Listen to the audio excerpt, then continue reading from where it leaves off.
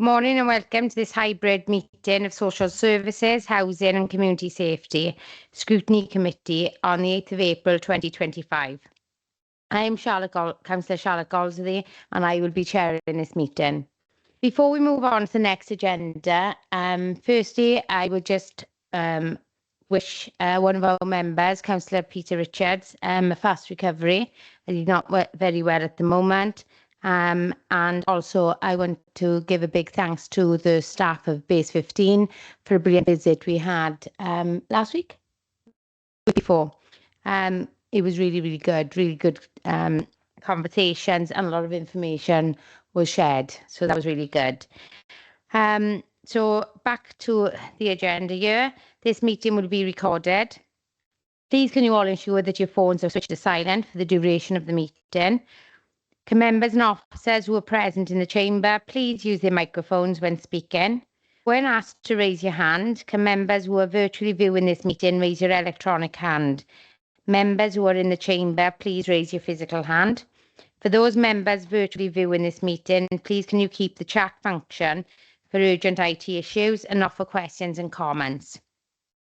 I wish also to remind members signing in remotely of their legal obligation to have their cameras switched on during the meeting, please, in order to be seen and heard while participating in council business. I will move straight on to item agenda 2. Are there any declarations of interest? Can't see any, Chair. Agenda item 3. There are no Cabinet Forward Work Programme items for consideration today. Item 4, which is to consider items from the Scrutiny Committee Forward Work Programme. We'll go straight on to 4A, which is a report from Kelly Gillens of the Regional Partnership Board. And if we just go straight into it. Yeah, Thank you, Chair. Can you hear me okay? Yeah. Perfect. I'll just put a presentation up for you now. Hoping it comes through live for you. Yeah. And thank you very much for inviting us today to come along and tell you a little bit about our programme for the Regional Partnership Board, which is in conjunction with Neath Talbot Council, Swansea Council, Swansea Bay University Health Board, and lots of third sector partners as well. It's a wide-ranging collaboration. So the update of the report today is to give you an update, I suppose, in relation to the programme over the last year in particular, but obviously we'll go over some of the histories around the regional partnership as well. So the first slide gives you a small bit of the background to the current West Glamorgan Regional Partnership. Back in 2016, Western Bay Regional Partnership was formed in relation to the establishment of the Social Services and Wellbeing Act Part 9 guidance, whereby legislation mandated that we had, there were 7 regions across Wales that were created around the health board boundaries. So effectively Swansea Bay University Health Board, previously Abertawe, Bron Maganog, included the Bridgend boundary. So it was a partnership that also included the Bridgend Council at that time. Then in 2019, the boundary for the health board changed, and Bridgend then moved into the Taff region, and then our region then became West Glamorgan. It was Neath Talbot Council, Swansea Council, and the new Swansea Bay University Health Board. So it was all done under the establishment of the Social Services and Wellbeing Act, and it was all brought into place. I have to say there was a previous partnership before the Social Services and Wellbeing Act, and back in 2012 our partnership started to form. It wasn't called the Regional Partnership Board then, it wasn't legislated, but the chief executives of the day actually thought that in order to make things better for older adults in particular was the focus of the day, that actually doing stuff in collaboration, providing economies of scale and working together was the only way of moving forwards around those particular critical points of service. So we established the new arrangements for our governance in 2019, and that was done in co-production along with our citizens, our carers who were already part of the network. Bridgend was still part of us and helped a little bit with that as well and helped us move forward, and they obviously took their information into their new Taff Maganog arrangements. The directors were involved, lots of head services, and we all talked about how this was going to operate and move forward into the future. Every year we have to develop a 5-year area plan in response to the population needs assessment that we have to do every 5 years as well. So 1 year after we do a population needs assessment, we then create an area plan which gives strategic priorities for the region, some things that we need to focus in on our region specifically based on the population cohorts and the issues that we're facing. The area plan and action plan that we currently have runs from 2023 to 2027. And that was approved on January the 25th, 2023. So our governance arrangements as they currently stand, I'm really sorry, small for those of us in the room here, but effectively the Regional Partnership Board reports to the local cabinet of the Health Board and the two local authorities. So if you have to make a change to a service delivery, then we have to take things through local cabinets. So just to make everybody aware that that is part of the process. The Regional Partnership Board is made up of a wide range of people. So Andrew sits on the Regional Partnership Board along with your Chief Exec, Francis O'Brien, along with a number of people from Swansea Council, a number of people from the Health Board, third sector colleagues from a national third sector arrangement, a local third sector arrangement, and then the CVSs. We have 2 users with lived experience and 2 carers on the board as well. And there's people there from housing, and now we've got WAST on the board, and it's getting bigger all the time. Every time we look at something, the Welsh Government then mandate who needs to sit around the table, but we also co-opt other people onto our board as we see fit.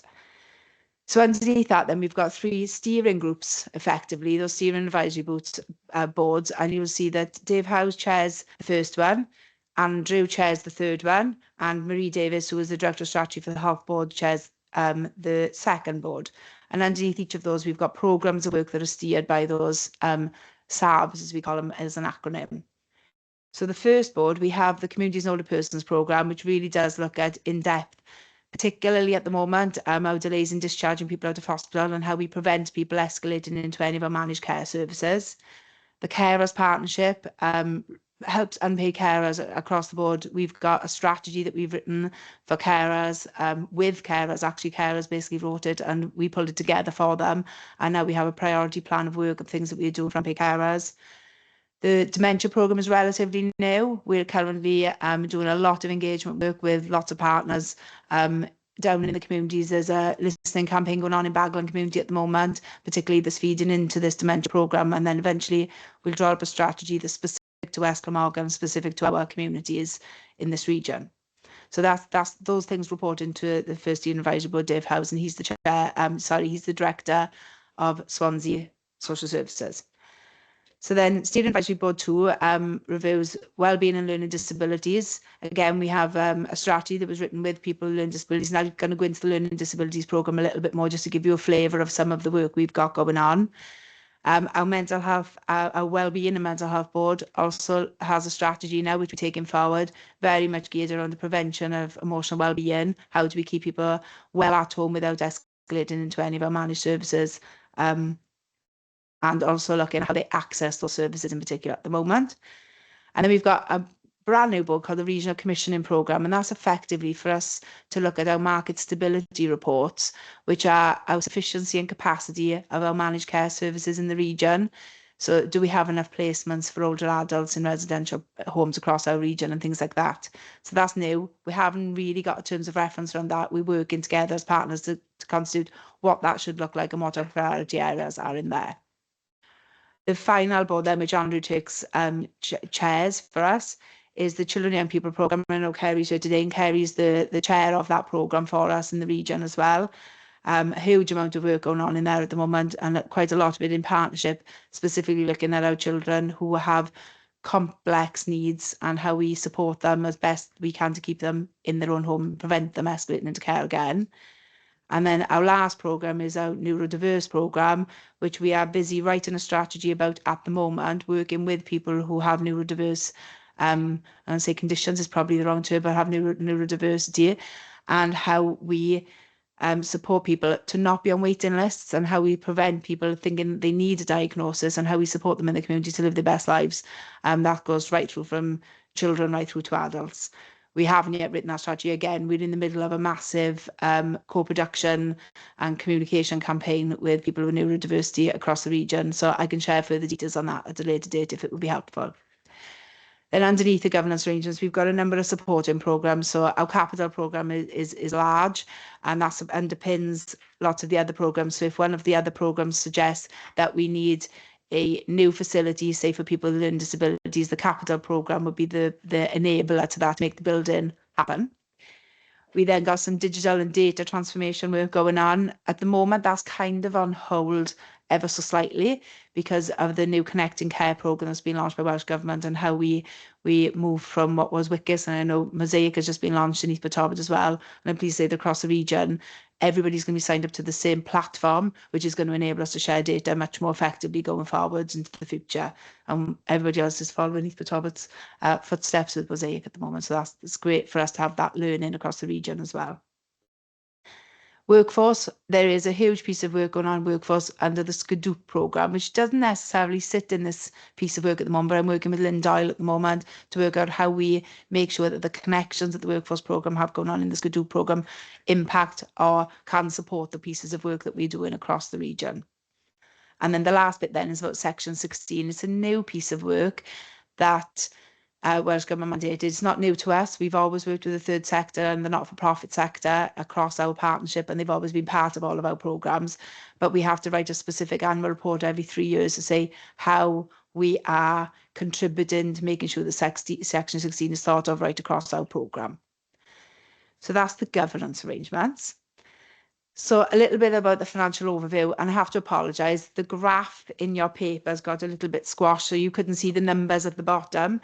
So I thought I would bring some figures for you, just for you to understand some of the high level information. Obviously, there's a lot more detail that goes behind this. But the total spend across the region in the last financial year has been £18,909,515.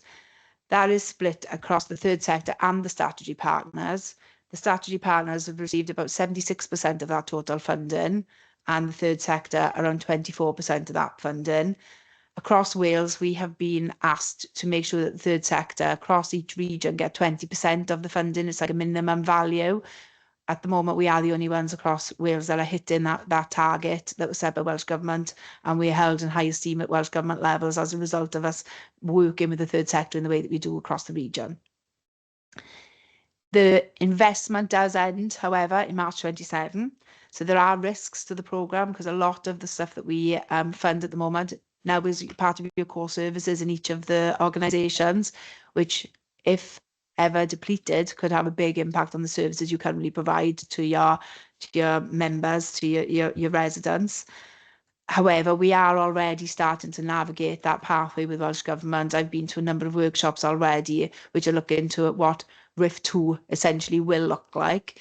And conversations so far are that Welsh Government have understood that a lot of the stuff that the regional partnership has funded in the past has now become part of our core services.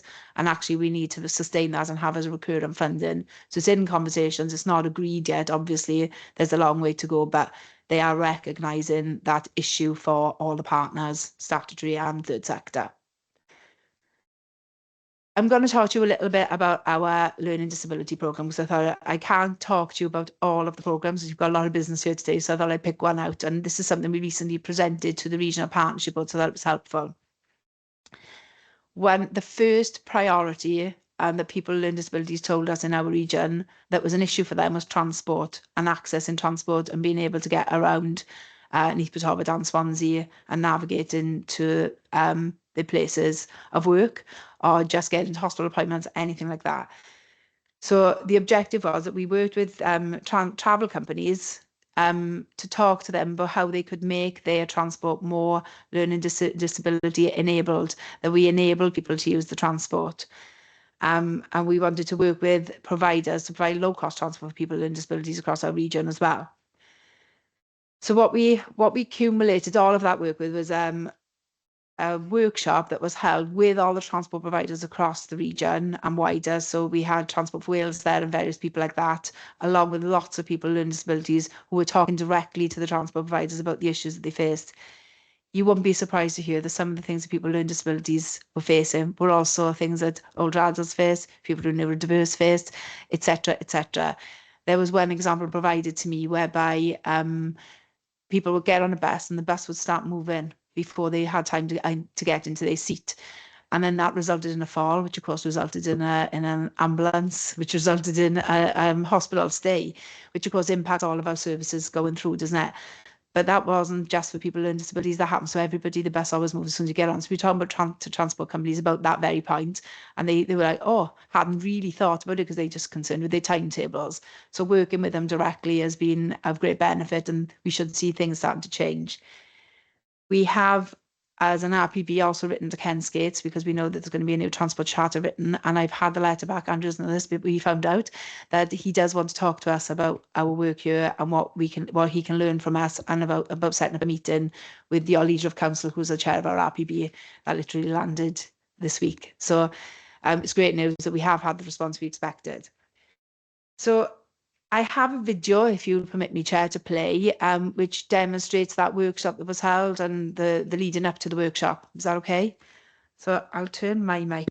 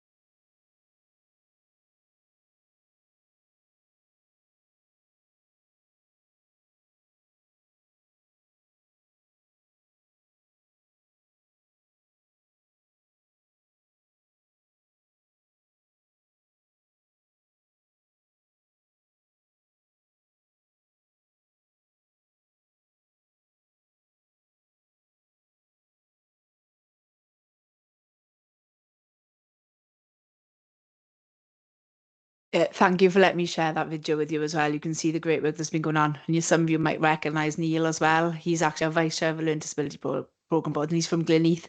So he's actually one of your residents as well. And he's instrumental, actually. He's absolutely brilliant at helping us move things forward for people with disabilities. Him and his wife Anne are a very, very big part of our programme at the moment. So moving on, so in conclusion, we have made significant progress despite challenges. We had COVID at some point, like everybody else, I think, and that caused us some delays with some of our strategic direction. But our collaboration, our engagement is essential for our future success. We've got a lot of work to do, and the best way of doing that is together in a partnership space with our service users and our unpaid carers. Thank you. Thank you for that, Kelly. Right, first I'll go to asking if any members got any questions on anything there. Looks as if you might be having a very easy morning, Kelly. But then again, I've got some questions.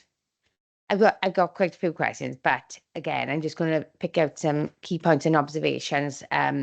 Mainly is and it might also, my questions might be on some of the links I've read, but for some reason my ModGov didn't work when I needed them, and so I haven't read them all, but it was like the needs assessments.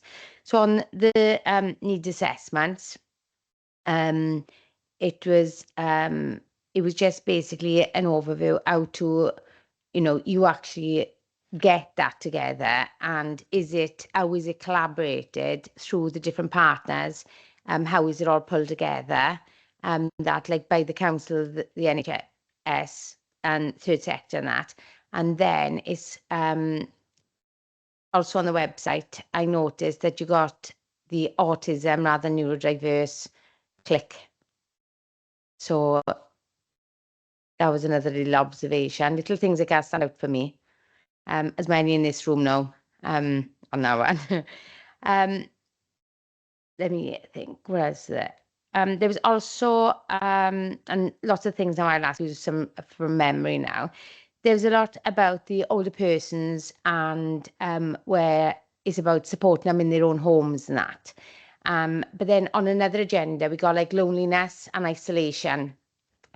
And I think the question for me, being a local member as well, is where sometimes where is the work being done or the evidence-based to prove that most do want to stay in their own homes rather than being in a sort of a supported living sort of complex. So it's still their own home, but they're having that support, because it's obviously to overcome some of the loneliness and isolation, even though we're encouraging them to stay at home, but then they might not be seeing anyone except the carers that come in and things like that. So would you give them a new lease of life, obviously in a different way there? So I'd like to know that, obviously on a regional thing there. It was also interesting what you said about the neurodiverse stuff. And I think for me, being neurodivergent is where I had these conversations with the NHS, who done a presentation here this week. It was the waiting lists are huge, and I think it's about 4 years now for waiting. Again, that impacts whether it's children or adults' life in the process of the waiting, and what it actually, the ripple effect on families and everything else. Now, one of the things I did see in the report was the insufficient data and evidence of this, especially in the undiagnosed adult, I believe, in the workplace and everything. And it does little things like you saying about the transport. I'm 50 years old and I still can't read a bus timetable. No matter how I've tried, and that for some is really simple. But I prefer to get a taxi then, because, well, luckily enough, I don't drink or anything, so I always take the car. But it's the fact of, if I did, especially on holiday as well, where you would, I just can't do it, so I just give up. So it is little things like that. And again, the easy reads that they said, simple little things, and the changes can make a difference. So in the neurodiverse element of it, it's a campaign of awareness. And as you said, sometimes it's them understanding their daily lives rather than a diagnosis. And I think what I'd like to see going forward in a joint partnership is more of an awareness campaign on pointing out some simple tasks that people could do, or to identify themselves, the little triggers or little hardships that they have, to overcome them, rather than the pressure being on a waiting list and them being so, focused on the diagnosis. I think that's important as well. You're keeping up, Kelly. Right, on page 7, you got about the to promote the establishment of pool funds where appropriate. How has this worked? Is it done fairly? What's the impact?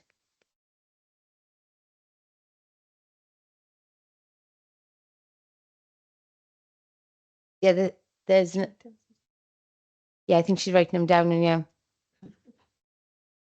Oh, is it easier for you to just give? What do you think? Yeah. Just wondering, Chair, if we could answer those questions, Yeah, and then and we'll then I'll come back give to you some again. more. Yeah, go on then. Perfect. So going back to the population needs assessment. So how it's done, there's 2 aspects. You've got your wellbeing assessments that happen in Neath, Talbot and Swansea via the PSB at the same time as we have to do a PNA. So what we did this round was the wellbeing assessment data and conversations with people happened as a result of the PSB, whereas we collected the data using all sorts of sources right across the partnership. So any data sources that you would have in Neath Talbot Council or in Swansea Council or across the Health Board, plus the wider data sources that Welsh Government hold via Office for National Statistics. There's also the data banks that we use as well. And basically, I have a member of staff within my team who collates all of that information from everywhere and pulls it together. What you did, though, find in terms of neurodivergence, there is a gap in the data sources right across Wales. So we are looking at ways of how we gather information on that going forward, so that our next population needs assessment, we're actually reiterating it right now, because we don't think 5 years, we think 5 years is actually too long for data sets, especially after COVID, because things changed dramatically during that period as well. So we're in the middle of a refresh, but we are finding that finding information on people with neurodiverse issues is the hardest bit we can find. So we're working with Welsh Government about ways we can get that information, but lots of data sources seem to have dropped off necessarily, and it's not collected anymore for various reasons. So we've got to find ways locally to gather that information. But it is all done right across the partnership. All of your data sources are collated with Swansea's data sources and the health boards and wider to make that population needs assessment. Does that answer that? I did just have a question, and I just want to come back, and it's gone. I might come back. In terms then of older people in their own home and loneliness and isolation, yeah, absolutely. It is a dilemma for us, I suppose, isn't it? Because people are telling us they want to remain in their own home, but actually they become lonely and isolated at the same time. So there's a number of things we do that. So locally, obviously, your social workers and your practitioners would be having those what matters conversations with your individuals, asking them, where do you want to live? Effectively, it would be the first starting point for me. But the other pieces of work that we're doing right across the region, and I know locally you're doing as well, is what access and community offerings are there in the communities for people to attend. I go to Cafe Toucan just around the corner in St Paul's, and I know that's heavily attended. I've got a relative that goes there from sheltered accommodation actually, and goes there for her services. So it's about what's in your community as well. So it is a very tricky one to answer, Charlotte, if I'm being totally honest. It's very difficult. As Andrew's coming in. Yeah, thanks, Chair, and thanks for that question, because I think it's really interesting. So for me, whilst we might generalise that people want to stay in their own homes, actually it should be individual discussions and an individual's choice. I think because we've generalised this in the past locally, not so much regionally, but locally, we haven't then created the choice of housing that allows people to move on when they don't want to stay in their home, or so they've either got a choice, stay in your home or go to residential care. As you know, as a committee, we are now investing in much more availability around different choice of housing. So we've talked to you about supported living, about older people's villages, etc. That is our idea of the future, so that where people do want to stay in their own home, but they need support, they can do that but where they want to move to a place where they've got more communal settings, there's also that availability rather than just having those two choices. So I think it's a really good question. But I think locally you can see what our strategy has been, and I'm sure Angela will talk a bit more about that in a transformation discussion. And the last question you asked me then was about the waiting lists and how we are supporting people who are waiting, I guess, isn't it? So one of the things that's recently been launched in our region is called the Myth Busting campaign for people with neurodiversity. If I think I might have shared it in the pack, but if I didn't, I'll definitely share it with you. But it's actually got a national stand-in at the moment because everybody's looking at what we did for that. And there's more work going on in the programme about the very question that you asked us, is how do we support people while they're waiting for something to happen, while they're on that waiting list. The Myth Busting campaign was the first stage of that for the region. There's more work going on. Locally, I'm not sure if there's things going on with Andrew, or there is, I can see people nodding. So there's other stuff going on as well, but I know you've got officers around this table. We're actually part of all of that as well. So it's really good piece of work. It's just in its infancy for the region, though, in terms of the way its direction of travel. Yeah, thanks for bringing me in again, Chair. I mean, I think that what we've tried to do today with Kelly's presentation is give you the overview of the Regional Partnership Board, the sort of things that it does.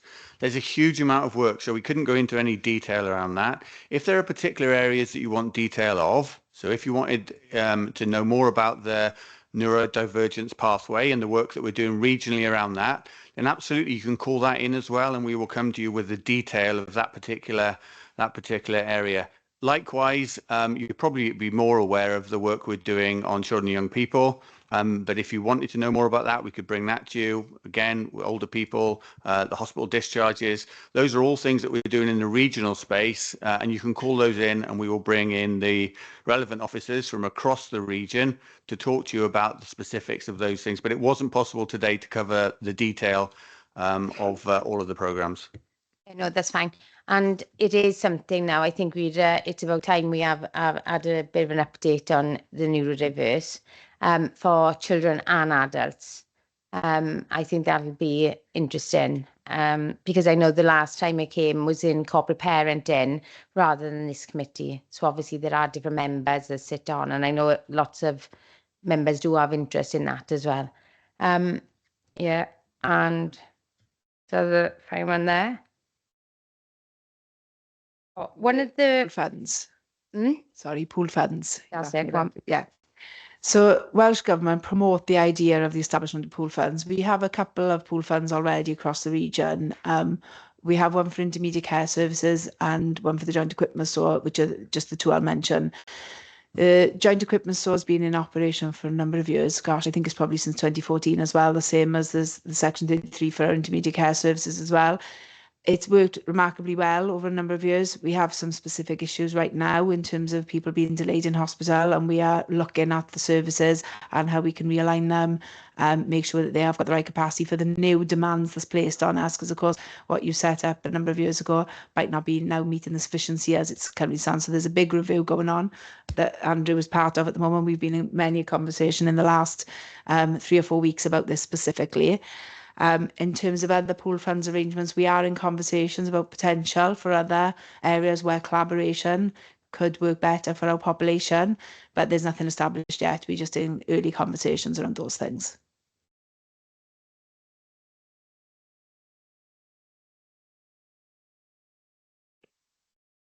The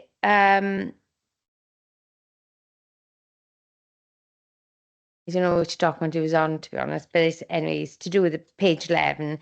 But one of the questions, and I don't know whether it's you or Andrew can answer this, because I think it's maybe a health, I don't know, but it did mention about end of life care, and I was just interested in actually like knowing what is there by way of support at the moment. Like obviously you've got the hospices and that, but in the community itself, the end of life care, is there anything sort of in by way of support in that area?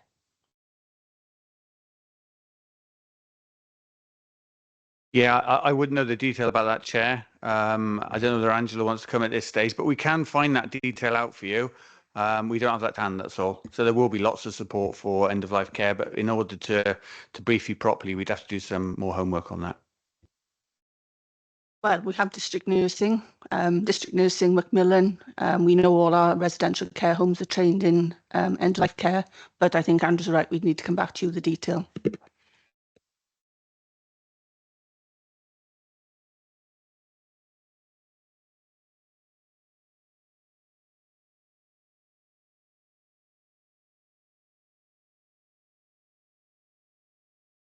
Just for future meetings. Basically, no, obviously you've got the performance measured based on projects where people have provided feedback. What we would like to see is obviously rather than percentages, it's actual figures as well as percentages. Because for some of it, I was going back and thinking, well, is it a percentage of the above figures or whatever? And it was a bit sort of confusing. It wasn't quite made clear what that was. And I'm assuming that the stats here are based on the three areas, or the four with the third sector as well, all combined, yeah? That was that one. And because I couldn't access the end of year report, I don't know, because obviously there was no financials in this. Like I would like to see, and I know the rest of the committee would like to see, is a breakdown of the financials of the regional partnership board in, for the area as well. So I don't know if you want to prefer send them on to us, or, that's no problem. Yeah, thanks for those questions. So in terms of the stats, you're absolutely right, Chair. The percentages at the bottom are not directly linked to the total numbers at the top, because not everybody tells us how the service was. It's quite a challenge for us actually getting that information. So it is a percentage of the people who received the service from us that have responded, but of those who did receive, that's what the percentage that you see on your pages. It is a lower proportion from statutory sector than it is from third sector in terms of responses, and that's something we're looking at as a team at the moment about how we do that. It's an issue across Wales, and the way in which we present the data is those are the national RIF measures, the Regional Investment Fund measures that all of Wales use in order to collaborate. So when they get presented nationally, they can add them all together, and then that's why they set out the way that they are. So there's a specific reason for that, but there is more detail that sits behind there as well. But you've got the infographics that are a small subset, I guess, of all the measures that we take.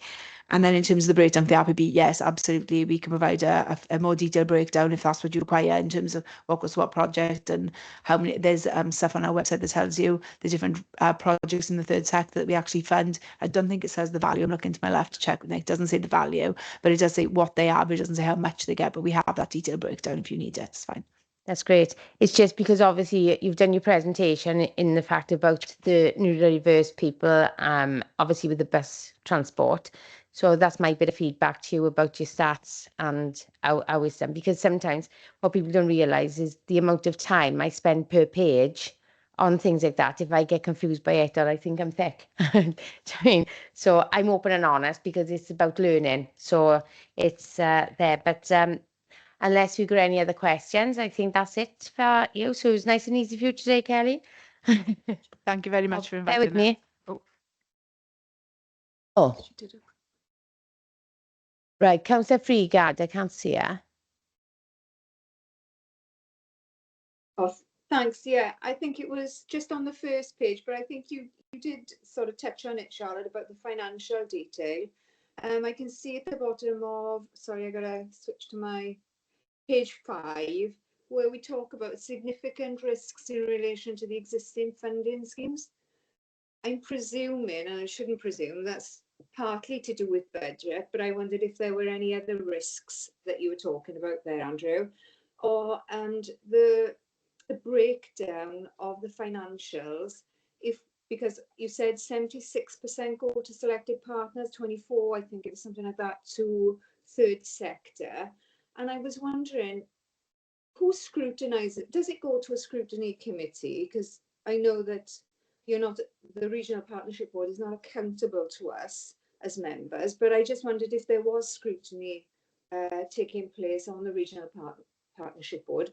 But it would be useful to have a breakdown of the monies if that was possible. Thanks. Yeah, thank you very much, Councillor, for that question. So in terms of the risk, the biggest risk is that the end of the year funding, 2027 is almost a cliff point at the moment because we don't know what's coming next. I don't think there's any significant risks right now other than it's a flat rate grant. The flat rate grant means that that's the amount of money that we've got for 5 years and there's no increase to that. Well, of course, as budgets go up and things cost more, if you've got a flat rate grant coming in, then services will drop down. So we are experiencing some of that at the moment, and we're doing a big detailed piece of work about what the impact of that is, right across the third sector and with our statutory partners. We're actually trying to find out with how much investment we've lost over the last 3 years and what impact that's had on the delivery of services. So there is more work coming in on that. And then in terms of the finances, yeah, absolutely, I can share that with you. In terms of the governance arrangements, the RPB is actually responsible to all of the organisations, the 3 statutory organisations. So you can ask us for any information in terms of that at any time. Yeah, Councillor Freegard, Kelly's absolutely right. So if there were policy decisions that we made which involved this council, then I would bring this to for decisions to Cabinet, and you as Scrutiny would be able to call that in. Now you've had the overview of this. If you call in anything else around the regional work, we can bring that to you as well. I mean, in effect, the Regional Partnership Board that sits on top of all of this work is the body that is meant to oversee it and scrutinise what those sub meetings are actually delivering and taking forward. But as I say, I'm very much involved in the Regional Partnership Board.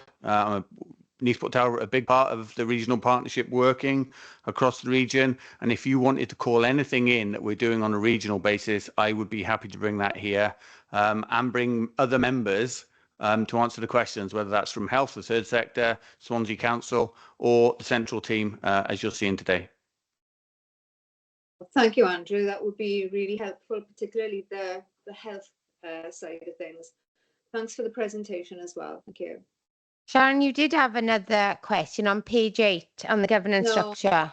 No? Yeah, I think it's been covered that there. came out in the overview, which was very clear. Okay. Yeah, and in fairness, you did actually cover things in detail of questions that were down. So well done. No problem. So I don't know if obviously you were staying for the meeting, or obviously if you want to go now, that's entirely up to you. But thank you for coming, both of you. Yeah, thank you very Didn't much. have much of a say mind to do, in fairness. We'll bring you in next time then, right? Just for a chat.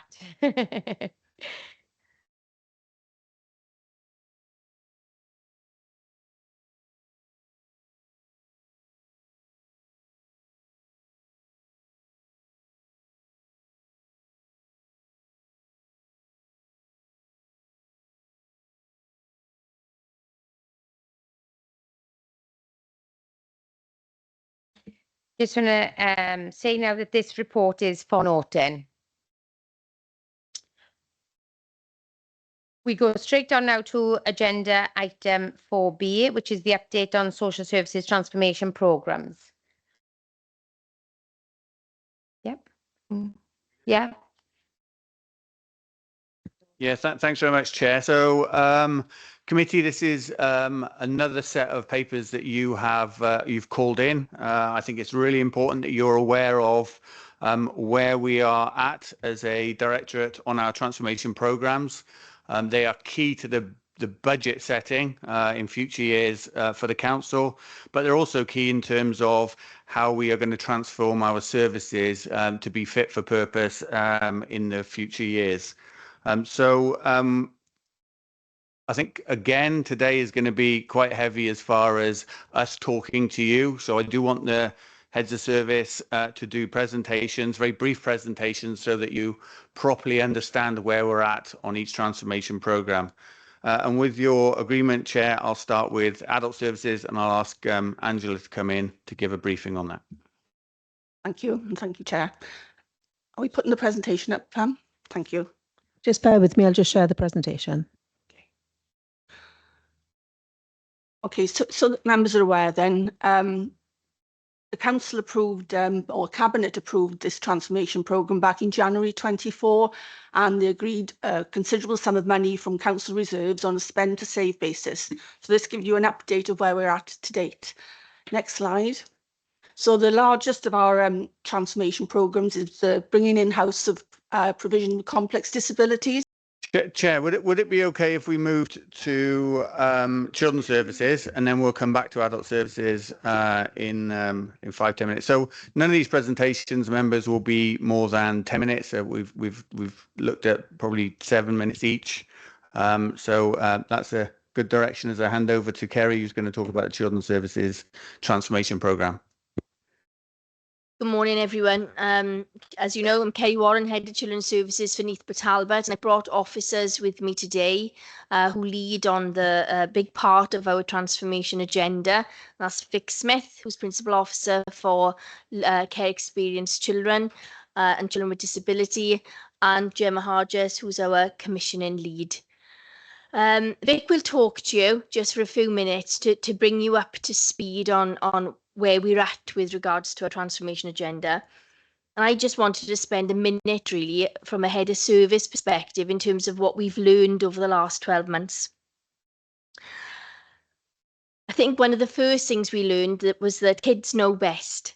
And I think we've spent a lot of time with children and young people over the last year through our participation and engagement team. And they're always best to tell us what they want, what they know will work for them, and what doesn't work for them.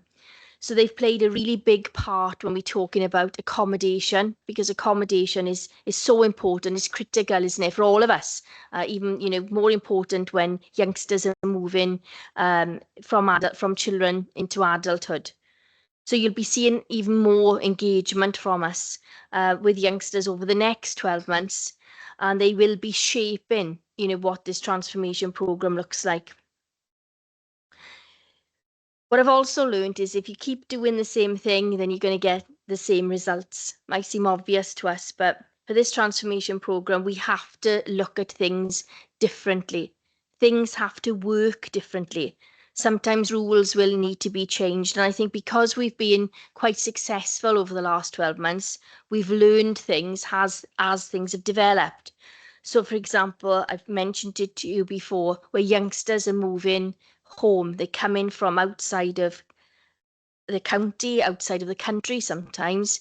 The arrangements are not there yet in terms of how they'll be supported with their education, for example. And we're working hard now with our education colleagues to make sure that that is set up and that we're not leaving youngsters set to fail, really, when they have all day, every day, without any education provision. I was delighted to see that my phone went off while Andrew was talking to tell me that our first step-down carer, who's got a youngster live with her since January of this year, from tomorrow on, RCT have offered to provide a tutor for 1 hour a day. That young person has been with us now for 3 months, came just, at New Year, we're almost Easter, and we're at the point of 1 hour a day. So you can imagine how much work there's needed to be done in order for that to get anywhere near where it should be. If those youngsters are to be successful in that move home to Neath Talbot and be able to thrive living in Neath Talbot. Another area of pressure for us, and that's a pressure that's across the directorate, is in commissioning. Our commissioning team are under the cosh. They're under a huge amount of pressure because these transformation programmes are going on in each service area. So it's just a recognition of that, really. It's not just about the commitment of those officers, it's the skill involved in getting these programmes over the line. And it reinforces the need for us to work very closely as a directorate, because we're social services and housing, and it's all interlinked. And lastly, I would just say, before I hand over to Vic, I'm more certain now than ever that this is all about social work, and the better the quality of social work, the more successful these programmes will be. I'll hand you over now to Vic for the presentation.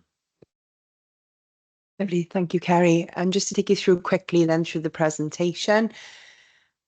So our first slide just shows our strategic priorities that we've agreed on as a service. As you can see up there, it's about focusing on children and young people who live in care, making sure they have suitable and appropriate accommodation, about developing a wider range of foster care placements for children with complex needs, supporting children and young people to transition to adulthood, and then obviously effectively safeguarding all children and young people. So our transformational projects then. So one of our main projects that we focused on over the last year and continue to focus on, and I know a lot of you have come to support us in relation to our launch and sharing our posts on social media, has been around our development of our fostering service and specifically developing our Foster Plus service. As you can see up there, the savings speak for themselves. So the aim of that project is to approve carers who are able to care for our most complex young people and allow them to step out of a residential care arrangement into a foster family. So as we've already said, we've had 2 foster carers who have been approved to step down over the last year. So our aim is to continue in earnest with this project. What it also has done is, because it's put us out there on the map, really, it's increased our more general inquiries as well. So we've had a lot of inquiries in relation to providing short breaks and to mainstream carers as well. So we've just developed our sort of market strategy now for the next year, but how we're going to focus on that. And then we've obviously got Foster Fortnight coming up in May. So those of you who are in corporate parenting panel with me will see all of that, but I'll send that out because everybody's support, both on social media and in person, all really helps get those messages across. So we've come to you as well looking at a creation of a new residential home and how we go forward with that project, really. So we have done a lot of work looking at different options, really. So we have looked at whether we have an internal option, just ourselves as Neath the Talbot, and we've currently paused at the moment to explore further options, which includes further developing our fostering offer and further developing our short breaks. What we've also done, and Kelly talked about it a little bit in her presentation earlier, I chair the project that is the accommodation project that sits under the Children and Young People's project, and we're looking at how we can develop further together. So as a region and with our colleagues in health and in education, and looking at how we can support those with the most complex needs as we move forward to eliminating profit from the care of children, which is happening in 2030. We're really looking at what our regional offer can be together. And I can come back on a paper more specifically with details around that. Then our children with disability service. So as we know, parents who are caring for children with disabilities, sometimes it can be a very difficult home environment to live in and put pressure on lots of families. So the services that we provide there are literally lifelines to some of these families and enable children and families to stay together, live at home. It's how they support the siblings that might live in the home, etc. So we've decided that we've needed to review that service. So we've got 3 parts of that service, all at kind of different stages, really. So the first bit is around reviewing of that short break service. So we've had a consultation on that project we're looking at completing. So the 3 aspects of that are, we've got our positive play service, which is more of our daytime short-term break service. So that project has been completed now. So the tender's been completed, contract awarded, and is now mobilised over. So that's now gone over to a new provider and has started. The next part of that is in relation to our fostering offer.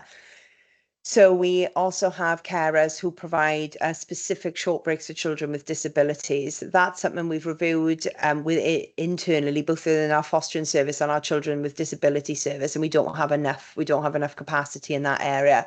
So that is something we're going out to public consultation on now, starting this month, to really look at how we can create more capacity in that end of the service. And I missed one slide, which I think was the first one. So this is our short break service, where children and young people actually go to a venue and have that overnight service. Again, like with the fostering offer, we've realised that we need to create more capacity in that area of the world, because we know from families, when we're having conversations with them, they don't feel that the respite offer is enough. And it's something that we have a limited capacity in. So we've done that exercise internally, and we're now going to go out to consultation. Jem, do you want to come in briefly there to talk about the order of the consultations? Yeah, thank you, Vic. So I'm Gemma Hargest. I'm a commissioning officer, and as Vic just mentioned, there are 3 projects relating to short break services. many children and families access 2 out of 3 of those services. So our original plans were to work closely with our families and the children in terms of changing those services for the better, improved quality, increased access, etc.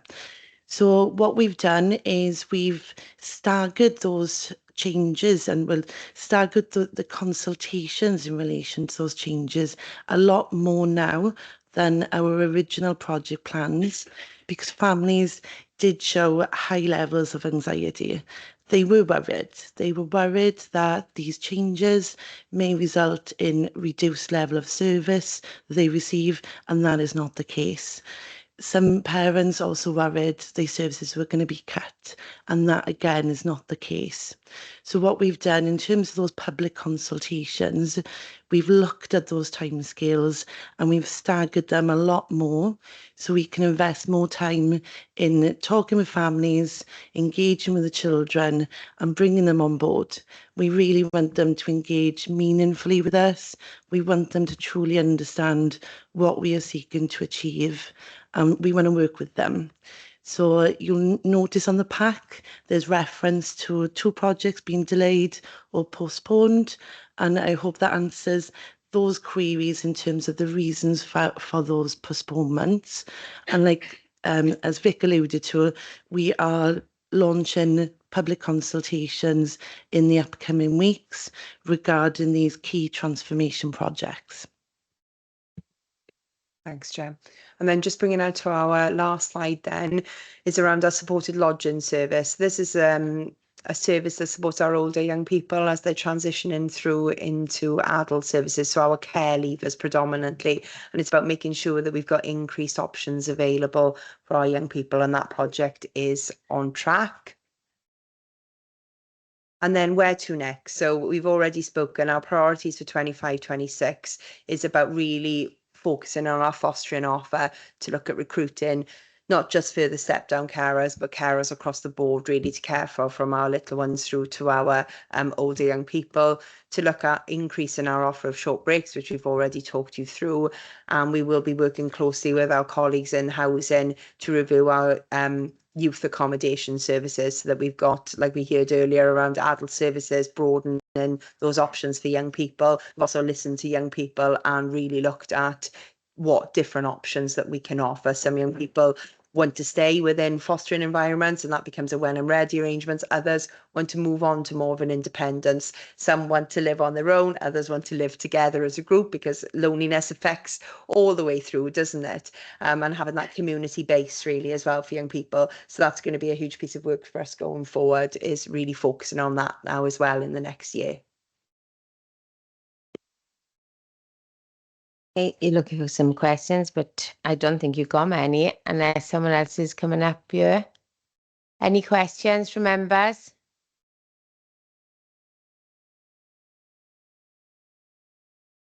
Do you know, one question I got just from something you just said is, do you know when we talked about loneliness and isolation and that, and some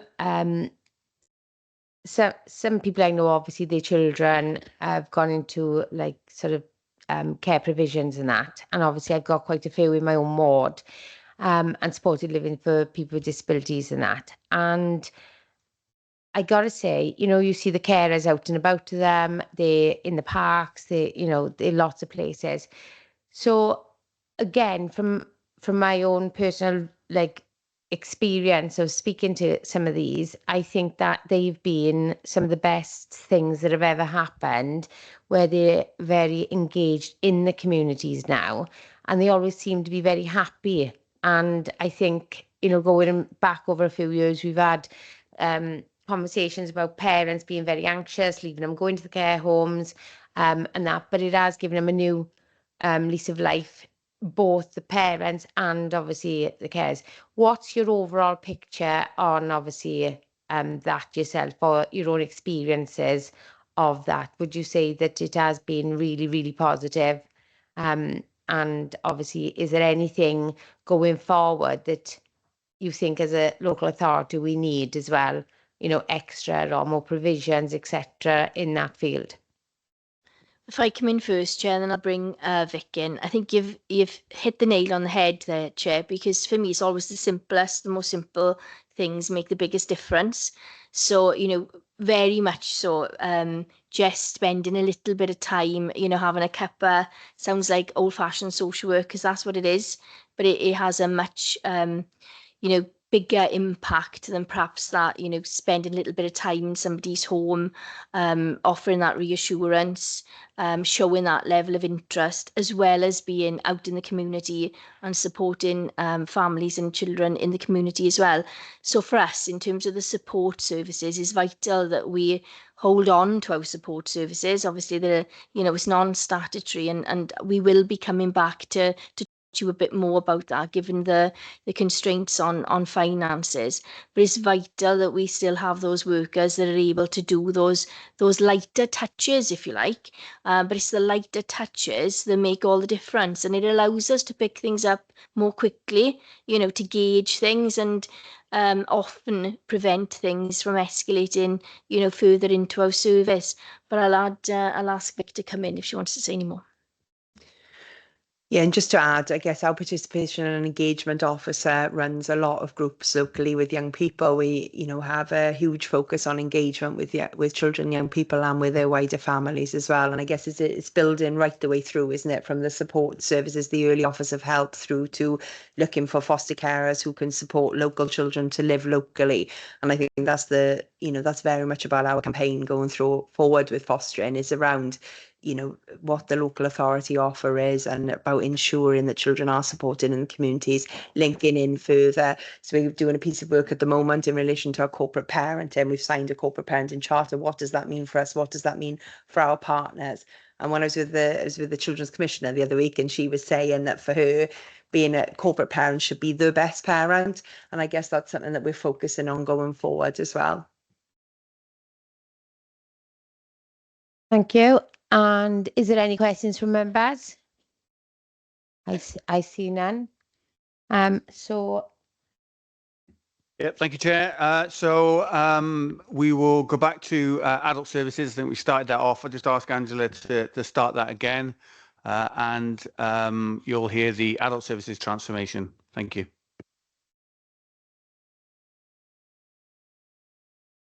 Thank you. So, as I said earlier, we've been undertaking an accommodation needs analysis. So this is all of the people currently that we are looking after, if you like, including the young children who are moving into adulthood. And you can see there, the greatest need by far is for supported living. That's the blue part of the pie chart. Next slide.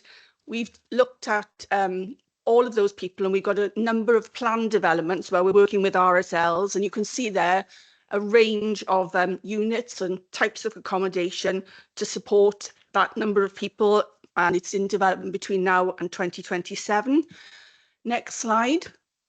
And there I've put the cost examples. So I've done some very crude maths. If you just looked at those 80 individuals and averaged out residential supported living and step down, it comes out at around £4.6 million.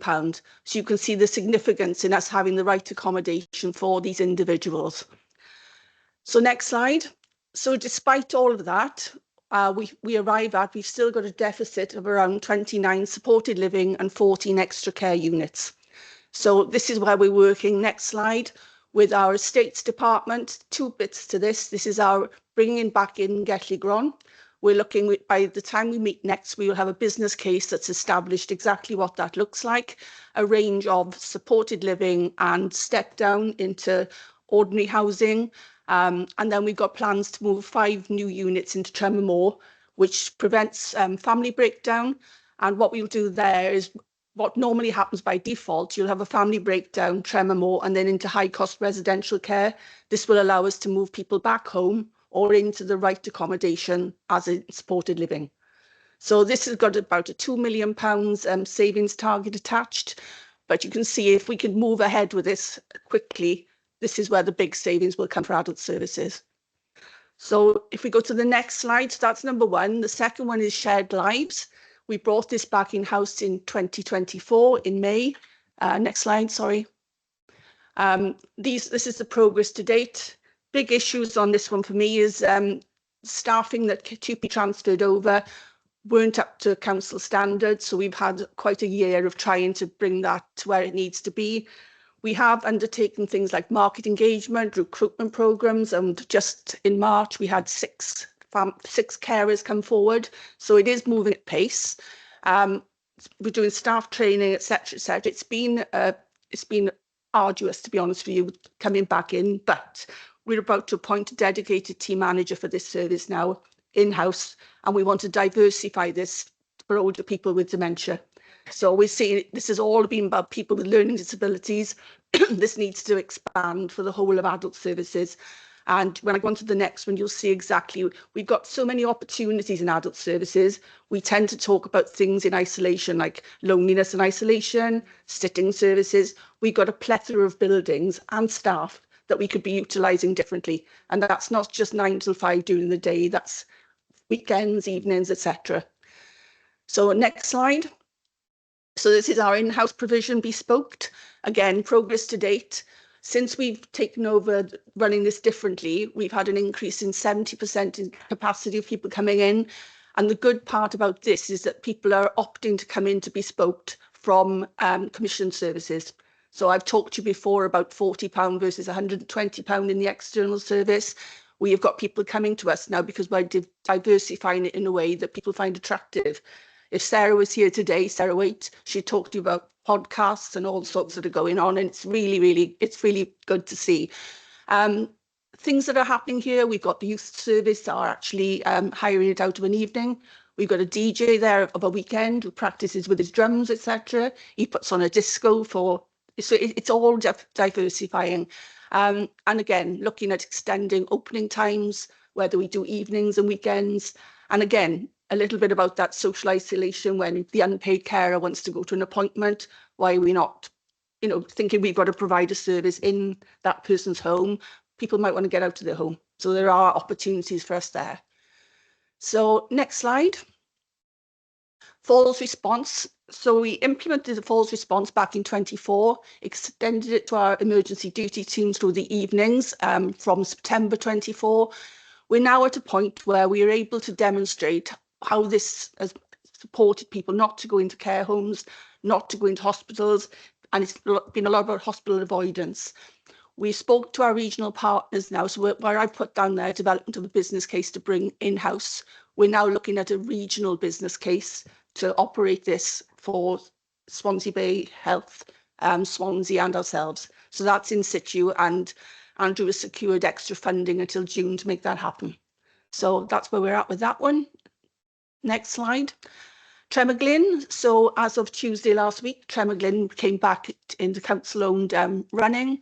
We've now got 12 beds, 9 beds currently, but we will have 12 beds up and running for reablement and 18 beds for residential. I was in Tremorglyn with staff and councillors last week. It's a good news story throughout. And what we'll be doing is demonstrating how fewer people are going into residential care and how less domiciliary care we're putting into, excuse me, into homes as a result of having this reablement model.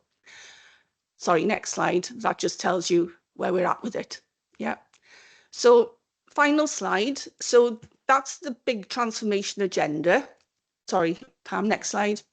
But underpinning all of this are a whole chunk of other work streams that are going ahead.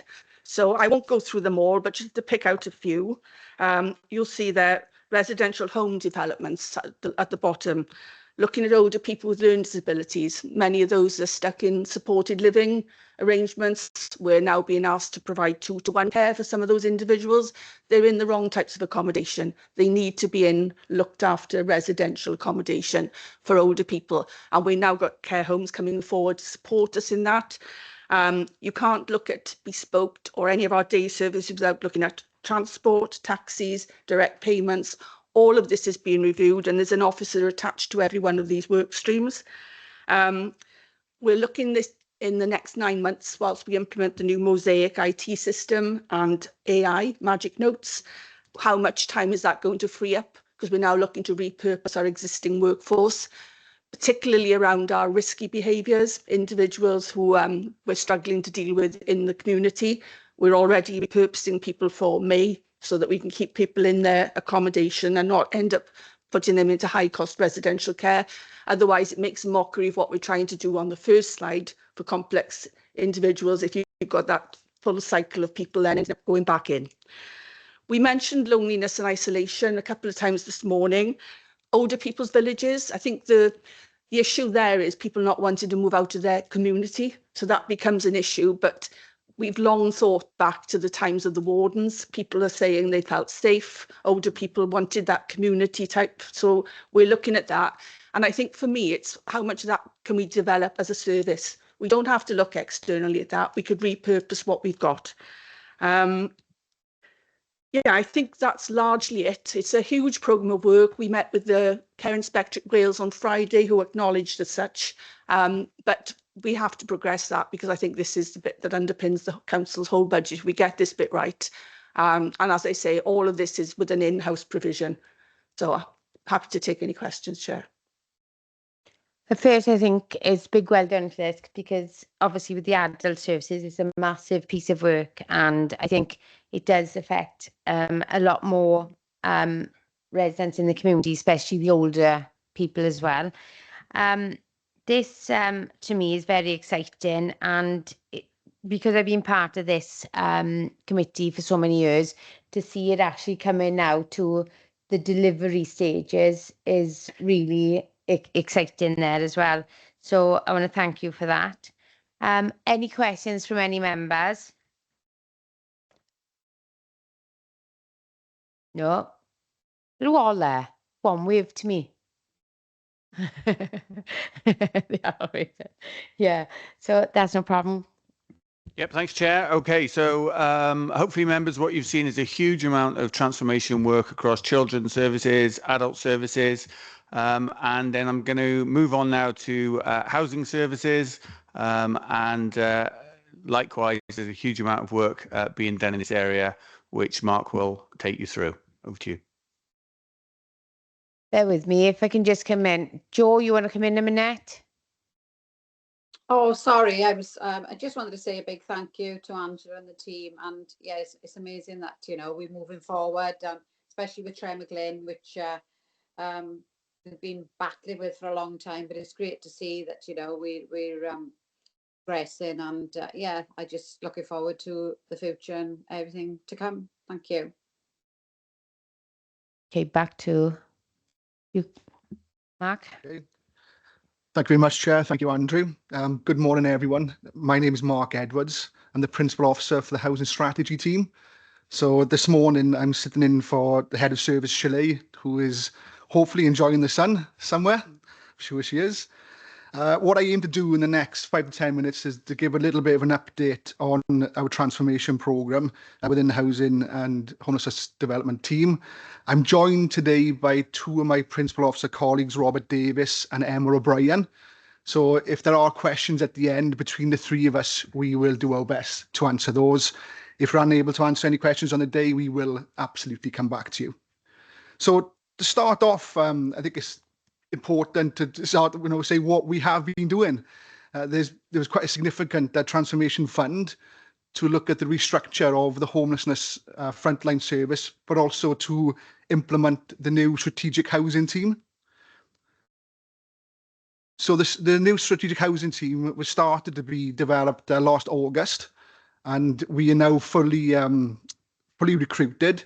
We have a team of 9 officers, which came together last December.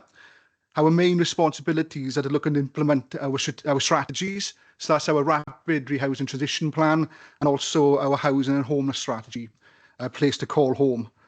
So what is it we're looking at? It's really to strengthen our strategic priorities, really looking at strategic partnerships. It has been quite challenging as a brand new team to come in because you've had to position ourselves with internal colleagues and external colleagues. So sort of started from scratch. The local authority did lose quite a bit of strategic housing purpose when stock transfer took place in 2011. So what we've been trying to do is not only strategically position ourselves, but operationally. We've got ambitious strategies to try and deliver. So we've been breaking those strategies down, and we've now developed clear work plans and work streams and how we operationally deliver them. So what's important within the strategic team is that we have a range of project officers who are also picking up the actual work and delivery. So the team not only provides strategic support to the service and authority, also operational support to the frontline teams. In addition to the strategic team, there's been a restructure of the frontline homelessness service, which is Emma's team. So that's now been broken down into 3 new teams, which we'll come on to in a bit. But what the key message is from us in our service is that this is now business as usual. We're no longer going through the transformation work of the restructures. We are operating a fully strategic and operational homelessness service. And we provide significant services to those who need support with housing and homelessness. Unfortunately, during very challenging times. So not just since COVID, but since we've come out of COVID, the numbers of presentations we deal with remain high. And sadly, the number of people and households we have in temporary accommodation continues to increase. Part of the strategic team is also to look at maximising our capital funding opportunities. So the capital, the development and housing partnership manager sits in our team as well, Mike Potts. That is really important to have him in the same team because we're looking at all the demand very early on to what kind of supply we need. Sadly, there is a lack of social housing in Neath, Talbot, like many areas across Wales, but we are maximising all our funding opportunities. And I won't lie, we are regularly asking Welsh Government for more funding opportunities. And what that does is enable us to deliver a range of housing services, not just general needs accommodation, but also looking at sport accommodation opportunities. So part of the restructure of the frontline service was to provide more intervention and more prevention work. So Emma has a team now that's working very early on in intervention. We try our best to stop people coming into the service the best we can. The best answer to resolve homelessness is to deal with the source of it. And the team are very, very active in early support and intervention. We are working on a paper which will include figures and case studies to bring back. And this will provide a lot more information on the efforts that go on daily. And we think we're quite excited by pulling this paper together because it should provide a full scope of the services we try to provide and the numbers we provide through. I'll just pick up on another few messages, if that's okay. We have, unfortunately, quite a heavy reliance on bed and breakfast. To combat the need for bed and breakfast use, we are looking to increase our lets with the registered social landlords. So what that means is we're looking to lease some mainly 3-bed and 2-bed houses of accommodation types with our RSL partners. That provides better temporary accommodation, especially for families. What is quite exciting with that opportunity is we are looking at flipping some of those contracts, which is looking at making it from a temporary contract to a secure contract. And as an authority, we have sort of prepared a brand new process for that. And it's worked quite successfully where we've flipped 5 extremely challenging cases into permanent homes. So not only has the local authority discharged homelessness duties, it's also provided stable homes for people in the communities they want to live in. We continue to monitor those cases as a strategic team because we're looking to the opportunities to further use flipping tenancy opportunities, but then very mindful that we don't want to take away the main stock of settled accommodation at the start. So it is an absolute balance. That's why as a local authority, we haven't gone over the top with trying to flip tenancies. We're very mindful of that. We're also going to be coming back soon for approval to purchase our own properties. Now, as a local authority now, we have received notification from Welsh Government that we're allowed to own up to 100 units without opening a housing revenue account. So this does provide us with quite a significant opportunity. So we are looking to increase our range of support to the temporary accommodation, also general needs accommodation, but working with third-party services to look at supported accommodation models. We have done lots of profiling of existing people in temporary accommodation and those coming through the pipeline. And there is an increasing number of households and people that require more support to live in their own home. So what we're trying to do now is understand those cases. So they're not just numbers. So that helps us with the design of our development opportunities going forward. So we do feel that it is absolutely imperative that we work with third-party organisations to open opportunities for those who live in Neath Talbot to provide better options. Quickly move on to slide 2.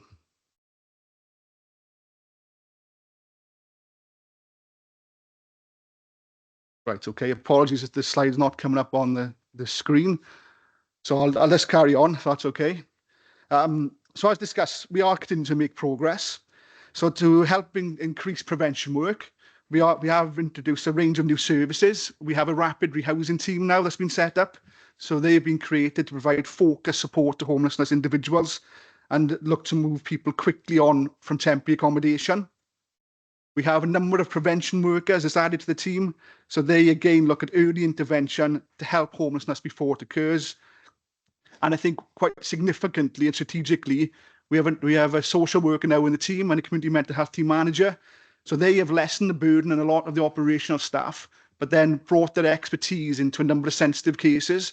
And that's proven to be extremely successful in opening doors for people to move on to settled accommodation. With some of our measures, we are looking to measure our affordability of affordable housing development pipelines.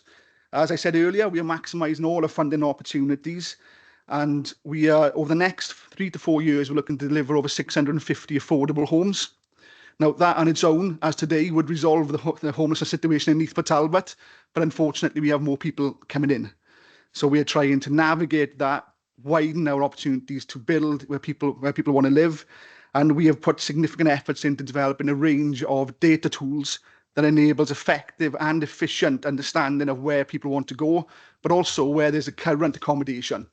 And we have now developed interactive maps, which the strategic team use to help us do that. So it's a strategic element and operational, and we're looking to share that with colleagues going forward to see how that could be more useful.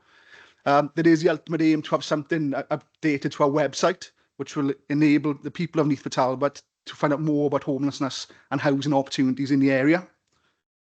With a temporary accommodation, we're monitoring a number of people coming through the system, and we are working on early intervention to understand the needs to get the right housing solution. It's very important that as a service, we don't just look at where to rehouse people now, it's about whether or not they will remain where they live, so we cut down on the repeat homelessness that comes through. Repeat homelessness is devastating to households, but it's also devastating to the local authority as well, because we do lose that housing provision, and it does suggest something's gone slightly wrong. With bed and breakfast, we're really pleased to say that we've got very limited families now in bed and breakfast. A year ago, there was quite a few in bed and breakfast. Now we're down to, I believe it's 1 as we speak. So a lot of work has been done to reduce that. Having families in bed and breakfast and hotels is absolutely, again, devastating for them. So we're now looking to increase our leased accommodation, as I said earlier, to provide better housing for them. Even though it is temporary, we still aim then to work with them as close as we can to look at good, secure, settled move-on opportunities. What we aim to do next, now we've got quite an ambitious programme of work to go through, and I'll pick up on 1 or 2 of the main areas we want to focus on very quickly, and that is the development of triage centres. So triage centres will provide us with a building or a cluster of buildings where homelessness people or families can come in the short term and be better assessed to explore what housing they need, but also to consider what support they require. We're very mindful that finding appropriate housing for families and people is not just about the building, it's about to ensure that there is support available for them. So there's actually visits taking place this week to explore a number of existing council-owned building opportunities and land opportunities, and we've also got a scope of commercial opportunities we are looking at. In add-on to that comment, we're looking at a service called Homes for Me, very similar to the Housing First initiative which we're working across Wales. Understanding people's needs, they're not numbers, to profile what they need to support them to live in accommodation, and then providing holistic support for them, which is person-centred, but is not time-framed. Got to be flexible, otherwise that could really end disastrously for the person and for us as an authority and for the landlord. So we're pulling all those elements together to try and deliver more appropriate housing support in the area for those who look for housing in Neath and Talbot. As I said, it is an ambitious plan, and we have got a lot more information we can share with you, but perhaps this morning wasn't the format for that, but we'd be more than happy to come back to share our full programme of work if needed. And between the three of us, we'd be happy to take any questions. Thank you. Thank you for that. Again, it's another interesting area at the moment as well, because again, we're at that sort of like delivery stage of getting things done rather than talking about it. So I think it's a big well done for staff on that, because it has been a lot of pressures every day at the moment. And I take my hat off to Housing Options as well, because in fairness, they do have it all there. And sometimes it's like when you haven't got the housing stock yourselves, and that's like, well, what can you do to help people as well? Is there any questions from members? Helen? Yeah, I just wanted to ask about, you mentioned about flipping tenancies. How does that work? Okay, well, it's quite a new piece of work for Wales. In Scotland, they provide a lot of these sort of tenancy flips after COVID, where a lot of local authority areas had lots of people in temporary accommodation, and they looked just to flip them into permanent contracts. What we've done in Neath is be a little bit more measured, because we're very mindful that every leasehold property we takes that stock away from secure accommodation. But what we try to do is balance it with the need of more appropriate temporary accommodation rather than using B&Bs, so especially for families. So I think if I give an example, we worked with two very large families, complex needs, families of 10. Now, when you have large families, if you go through the usual application process for social housing, you do end up getting blocked due to space standards. So the local authority worked with Titarian to deliver the shed letting scheme, and via the advertised properties via Homes by Choice, which you may have seen, properties being advertised every week. These two families kept getting blocked. So after a bit of intervention work, we worked with the landlord, Titarian, to agree a lease on the pretense that if we provide enough support to the family to show they could remain living there to meet the needs of the landlord, we would then make it into a secure contract. So I won't lie, it can be used as a bit of a testing tenancy. A few years ago, we used to have introductory tenancies, but they went under rented homes. So I think it does provide opportunities for us with complex cases, but we're not actively looking to flip lots of tenancies as we speak, because we think it defeats the object of settled accommodation. So we did write the process guide, and we mapped out it very simply 7 stages, because we didn't want to overcomplicate it. We didn't want to overburden it with policies and procedures, because that's how you lose the opportunities. It is still a draft, but we're due to meet with the RSLs very soon to make that a standard procedure and policy. So we think it's a very positive if it's used the right way. It can take up to 6 months. Okay. I just want to bring you back to it's something that I was thinking of this morning actually, which is it goes nicely with when you said about the mapping, like ward mapping, and that now lots of people have come to me about housing issues just this week. And again, another important thing which Angela mentioned in about older people wanting to stay in their own communities, as well as younger people wanting to stay as well. And there is a logic in it about families, supporting families as well, which obviously reduces the risk of their families coming into our services if they're not living locally, etc. So when you say about a mapping exercise, do we have information readily to hand that, those waiting out, say, Housing Options, or, like even with Titarian and the gold, silver, bronze, how many, or is there a breakdown of the areas of where they're from or their choice? Because not always people don't always want to stay where they live. They want to get as far away as possible as well, mind. So there's the two sides of it, and that, do you know what I mean?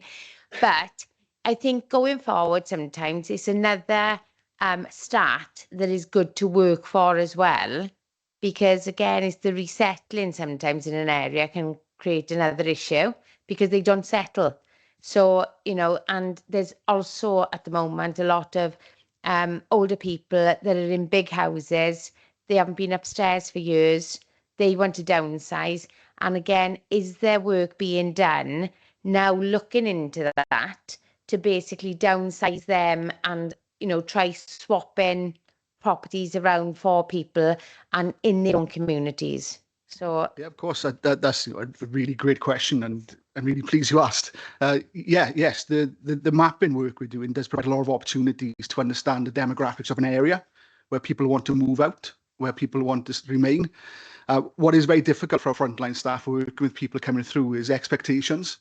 A lot of people, want to stay in specific areas. And I'll give an example. There are some areas that's got no one-bed social housing, but then we've got 150 people waiting to go into one-bed social housing.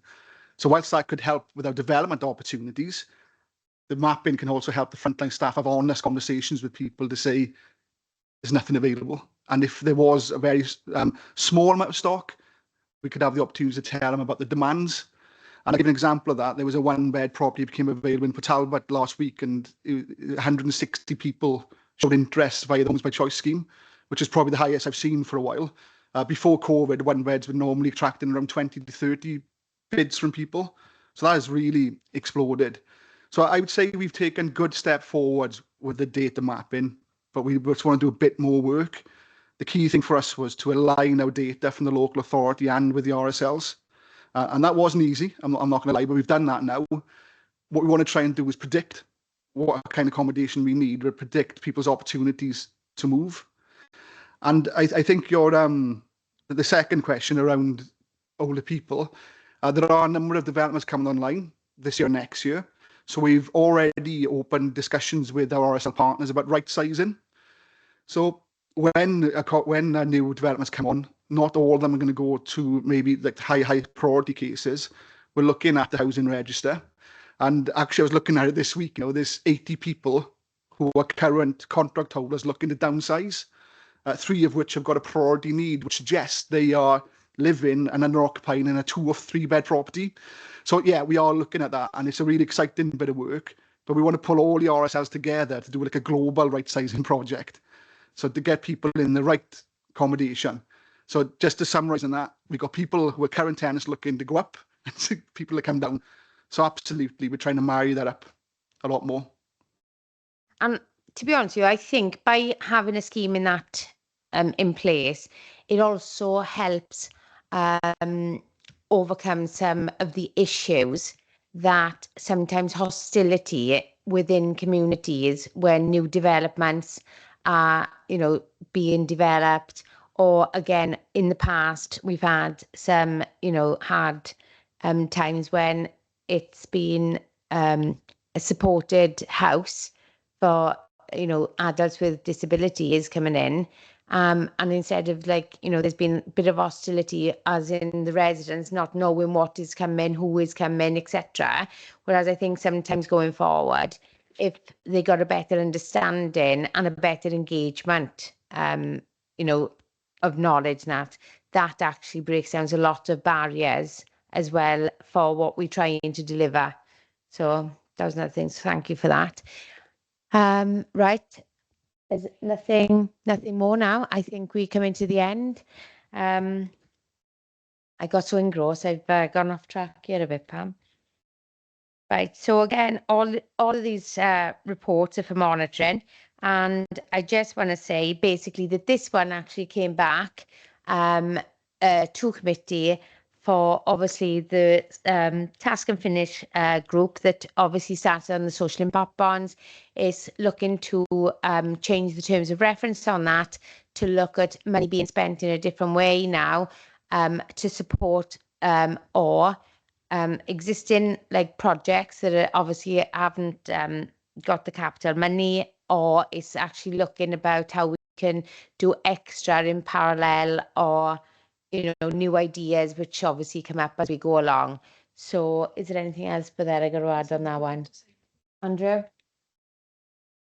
Thank you, Chair. Only that we would be happy to support any task and finish group that looked at that sort of thing. I think you've heard today about our examples of investor save, where we're investing some money, we're expecting to save money in the future by the transformation, but also to deliver better services. So any other ways that we might be able to look at that, I'd be very much encouraging.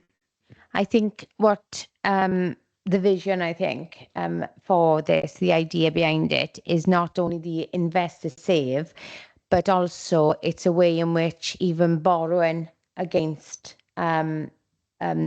projects, sometimes you can have double outcomes for obviously the same budgets. So again, I think that's an area that we'll all explore, and we'll take advice with Hugh and Craig on this, and we'll start looking at it step by step going forward as well. And as you say, it's about calling the officers in if and when is required. Yeah. So other than that, I think business is closed for the day, unless no. All right, okay. Agenda item 5, there's no performance monitoring items for consideration. Agenda 6, the forward work programme, I'll hand you over to Pam. Yeah, just very briefly, members, there's a few changes to the Cabinet, excuse me, forward work programme. A report has been added for the 21st of May. It's the Safeguarding Board Annual Plan. This has been brought to the attention of members, and members haven't selected that for scrutiny. The permission to tender violence against women, domestic abuse, sexual violence, emergency accommodation has been removed from the Cabinet for the 30th of April, and that will now be going to Cabinet sometime in the new civic year. So members will have the opportunity to select that at our forward work programme session. And there's been a report removed from the scrutiny forward work programme. It's the Youth Justice Plan, which will now come to scrutiny in the new civic year. There will be a forward work programme session, and as soon as dates are arranged for that, I will let members know. So unless members have got any questions, I'll hand back to the chair. There's no questions on that. So we go straight into agenda item 7. I have no urgent items, so I can pleased to say that the close of the meeting is now. Enjoy your day. Thank you. Bye, everyone. Thank you. Thank you.